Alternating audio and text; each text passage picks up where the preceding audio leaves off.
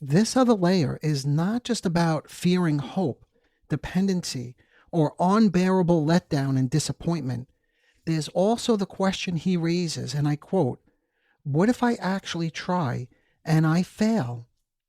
By expecting disappointment, he doesn't have to fully invest, fully hope, or fully risk himself. It protects him not only from being abandoned by others, but also from the possibility that his own effort might fall short.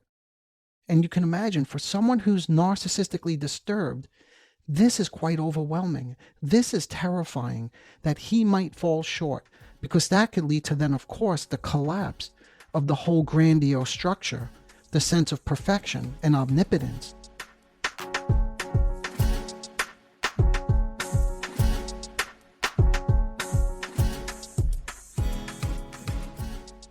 Hello everyone, welcome to the Narcissism Decoder. I'm your host, Dr. Anthony Mazzella. As many of you may know, we've recently covered a lot of complicated ground, from lying, secrecy, living a double life, to differentiating between borderline and narcissistic personality organizations.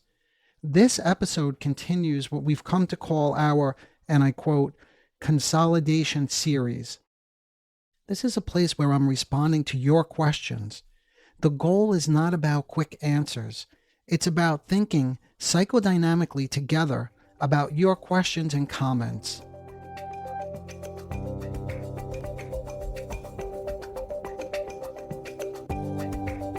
Let's get right into it.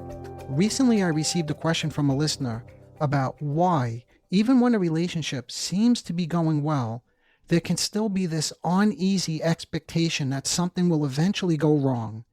And this is actually something that shows up in relationships sometimes, though people don't always recognize what's happening underneath it. Many people find themselves scanning for signs that their partner is about to let them down. They brace themselves for it. Even during good moments, there's a tension in the background, as if they're waiting for the other shoe to drop. So today, I want to explore why this happens. Why anticipating disappointment can sometimes feel safer than trusting that someone might actually come through, and how that expectation can quietly begin organizing your emotional life or shape relationships in the present moment. Before we start unpacking the psychology of this, let's go directly to the listener question that sparked today's discussion, because the experience they describe is sometimes what you might quietly recognize in yourself. Here's, in short, what they wrote. And I quote, "I'm really enjoying your podcast and thank you so much for the work you're doing. In a recent episode, you were talking about experiencing disappointment, expecting it, and that really hit me. I do that in my marriage. I just kind of assume my partner is going to let me down. And when things are actually okay, I'm still anxious about something, almost like I'm waiting for something to go wrong. Actually, it's more like I know something will go wrong. What do I do with that? And how do I stop feeling so on edge and anxious all the time?"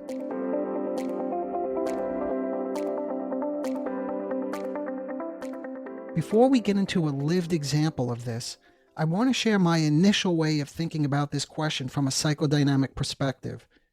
Because when someone says, and I quote, "Why do I expect my partner to disappoint me?"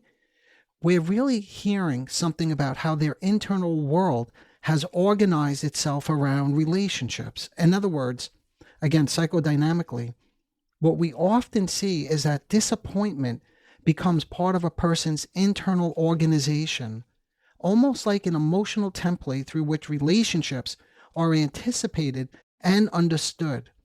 In that sense, it functions as and I quote, and I'll break this down, not to worry, but it functions as a defensive structure. In other words, expecting disappointment can become a way of maintaining psychological control. Let me say that again. Expecting disappointment can become a way of maintaining psychological control. If you already assume someone will let you down, you protect yourself from the shock of being caught off guard. The pain may still be there, but there's no longer, and I quote, unpredictability. It becomes something you have already prepared for.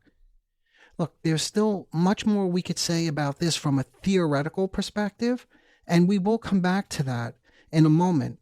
But today, I really want to approach this question in a slightly different way. Rather than staying at the level of theory, I want to think about this dynamic through a prototypical clinical example. When you see how this pattern actually unfolds in a lived relationship, in someone's emotional experience, and in the therapy room, that's with me, it becomes much easier to understand what I'm trying to describe here. You also begin to see it in what we call, and I quote again, the transference.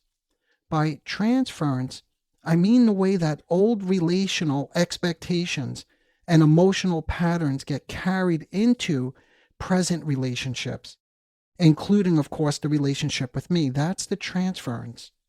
So the person isn't just talking about expecting disappointment from their partner. Very often, that same expectation quietly appears in the room, in our relationship. And this is a wonderful opportunity to work this through in not just an intellectual understanding of what's happening. And by the way, this is one of the things that differentiates the psychodynamic, the psychoanalytic psychodynamic work from many of the other approaches out there, is that we are living through a lived experience that's affectively alive, and we have a cognitive understanding of what's going on. And if that doesn't make sense just yet, please sit tight. I promise I'll break it down. So let me walk you through a clinical situation that captures how this dynamic often appears.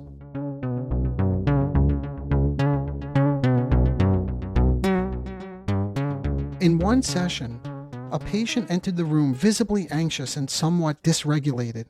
He quickly positioned himself in a more regressed stance, in other words, looking for comfort, reassurance, and a sense of being taken care of. Although he was speaking very directly about what was making him anxious, it gradually became clear that the intensity of the anxiety was not really proportional to the situation he was describing.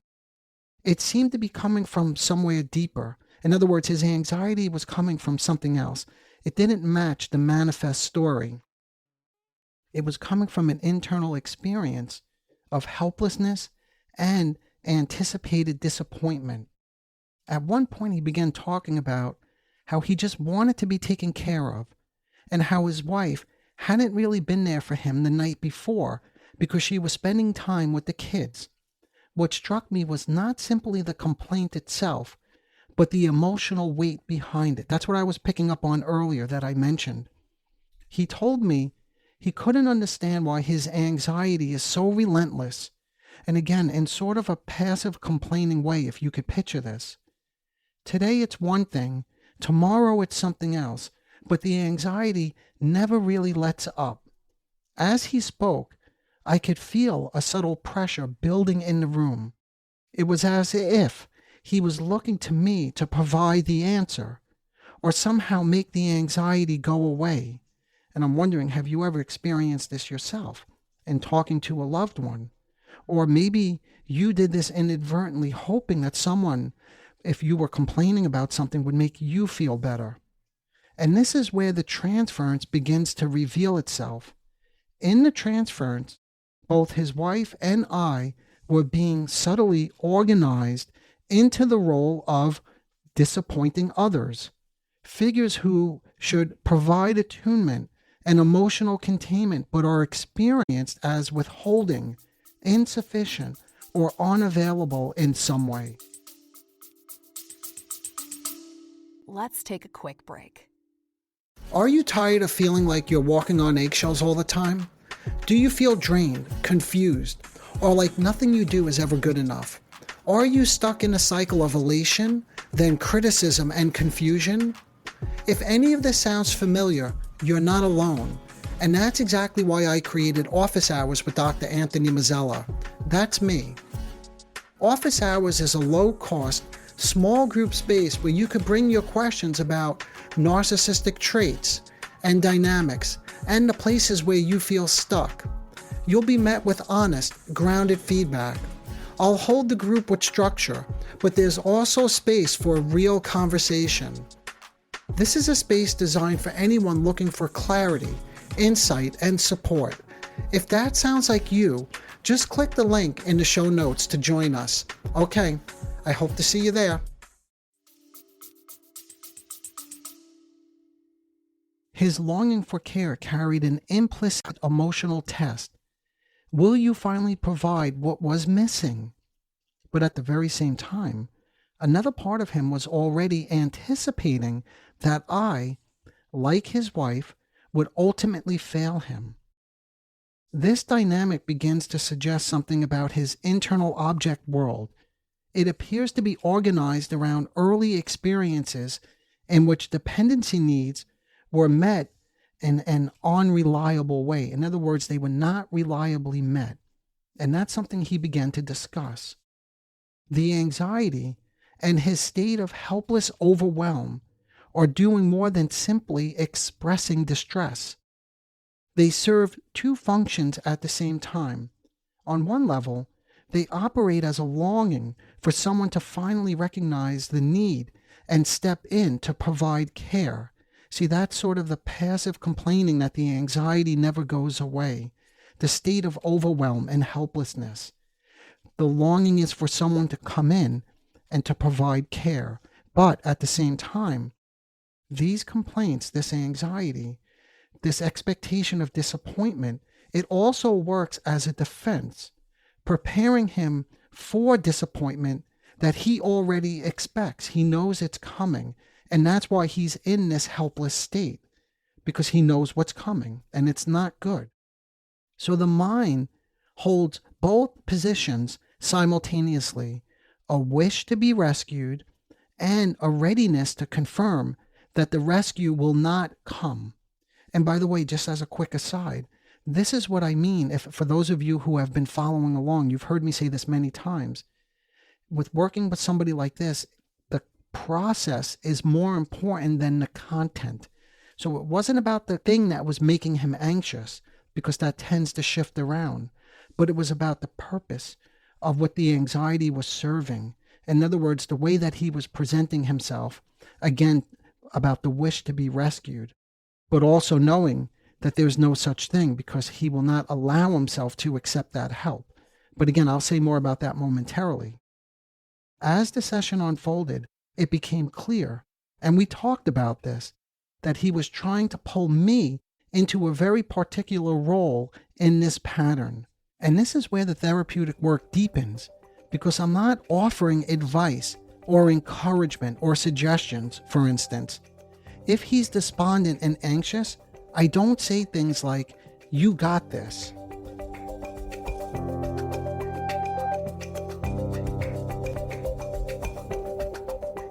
The psychodynamic, and I quote, "the psychodynamic task is not simply to reassure him or make the anxiety disappear. It is to slowly help him see the pattern as it is happening. As I help him slow down, delay the wish for gratification, and step back for a moment, we can see a clearer psychodynamic structure beginning to emerge. He is developing some insight that his internal world is organized around anticipated disappointment. There is a repetitive pattern. He expects others to fail him. He scans the environment for signs that the failure is coming, and eventually he experiences confirmation of that expectation. And you've heard me use this example before, but that could be something as simple as me at the end of the hour ending the session. That too could be hooked onto as a disappointment, a letdown. What becomes increasingly clear is that this organization provides a certain kind of psychological control. If disappointment is inevitable, then he is never truly caught off guard. That's one of the main points that I want to drive home in response to this question. If disappointment is inevitable, he's in control. Can you see that? And he's never caught off guard.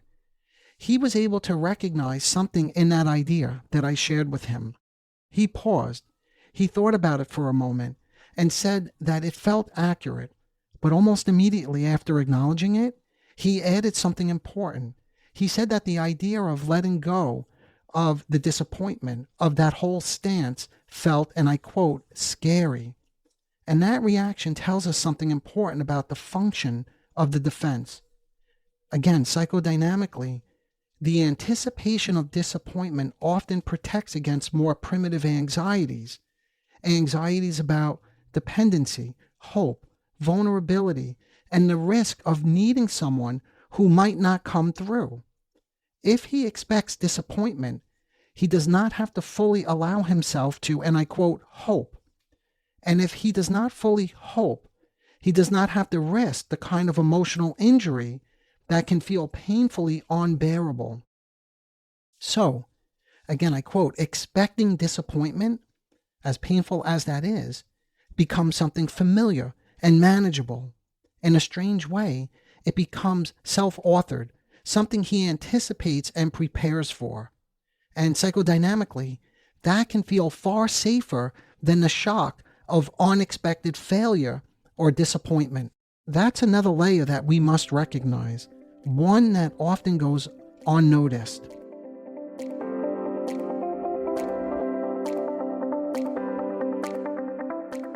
This other layer is not just about fearing hope, dependency, or unbearable letdown and disappointment. There's also the question he raises, and I quote, what if I actually try and I fail? By expecting disappointment, he doesn't have to fully invest, fully hope, or fully risk himself. It protects him not only from being abandoned by others, but also from the possibility that his own effort might fall short. And you can imagine, for someone who's narcissistically disturbed, this is quite overwhelming. This is terrifying that he might fall short, because that could lead to then, of course, the collapse of the whole grandiose structure, the sense of perfection and omnipotence, something I've spoken quite a bit about in earlier podcasts. I did a whole series on the collapse of the grandiose structure. But in any matter, in this way, again, I quote, the expectation of disappointment becomes a psychological insurance. It's like buying an insurance plan, right? It allows him to feel in control, even omnipotent or flawless, because he never fails.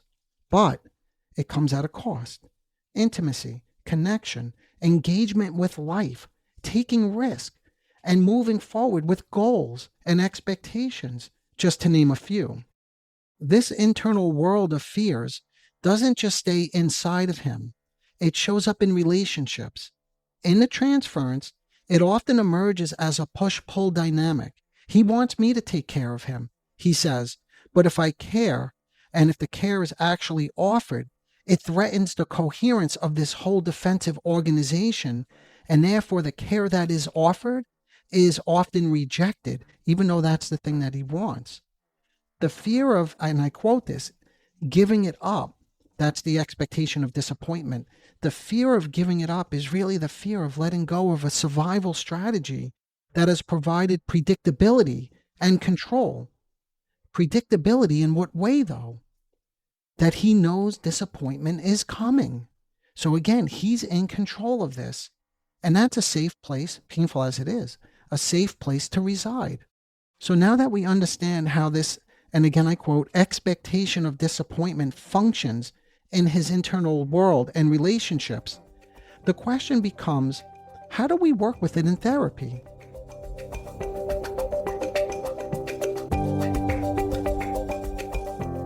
The goal is to help him gradually mentalize the function of disappointment as a protective structure that has kept him safe from unpredictable pain.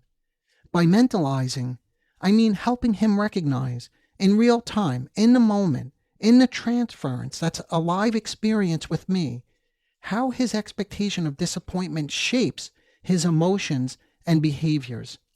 The aim is that over time, he can risk small experiences of non-disappointing connection, moments where someone actually comes through, without feeling overwhelmed.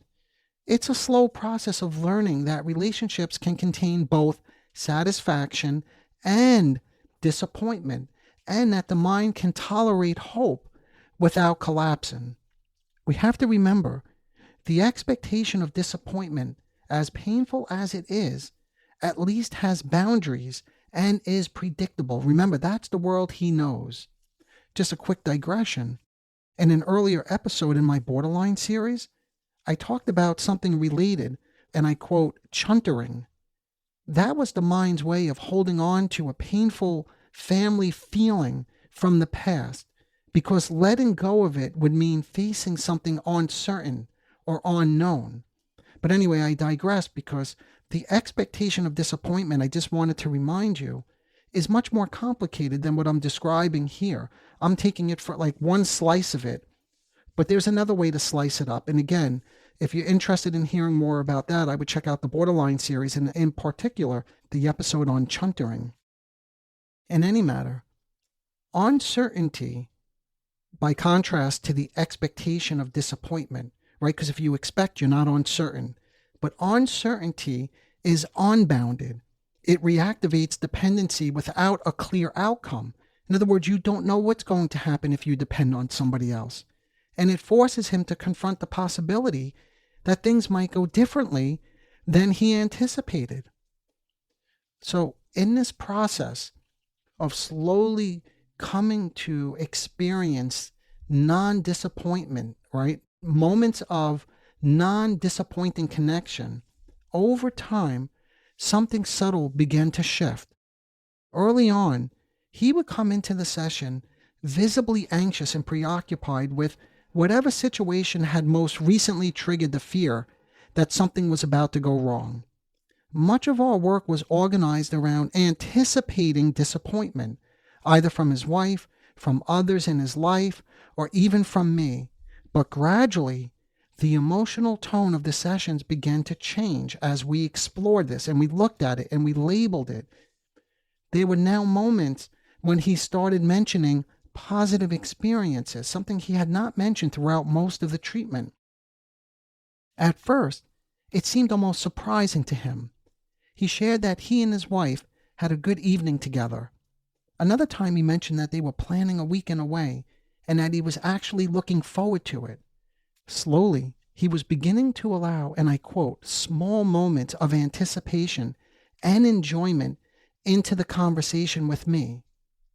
When those moments appeared, I would gently bring them into the foreground and invite him to slow down and notice what it felt like to share something positive rather than something he feared would go wrong. Together, we would reflect on the experience, how unusual it felt for him to hold on to a good moment without immediately bracing for disappointment. And clinically, that small shift mattered, because in order to look forward to something, you have to allow the possibility that it might actually be good. As always, there's so much more to say about this, but I hope my partial response to this listener's question lends some clarity to your own expectations of disappointment. Okay, everyone, I hope you enjoyed this, and I quote, consolidation episode. As always, continue to send me your questions and observations. I may use them in a future episode. I read all your comments and I truly appreciate them. If this spoke to you and you're curious to learn more about all issues related to narcissism, please support the show by subscribing so you don't miss what's coming next. And even more importantly, take a moment to leave a review. Reviews make the podcast easier for others to find, which helps the show grow. The more the show grows, the more I can invest in creating thoughtful content that supports you in understanding and navigating your experiences with narcissism. Okay, thanks for being here with me. I'm grateful we got to explore this one together. Until next time, take care of yourself. Bye for now. Disclaimer alert. The Narcissism Decoder podcast is provided for general information purposes only. The content presented in this podcast is not intended to diagnose, treat, or cure any psychological condition related to narcissism. The content on this podcast should not be considered a substitute for professional medical advice, diagnosis, or treatment. For specific advice pertaining to narcissism or any other psychological condition, you could reach me directly. I am an experienced mental health practitioner who is always taking on new patients. If you would just like a consultation, I can do that too.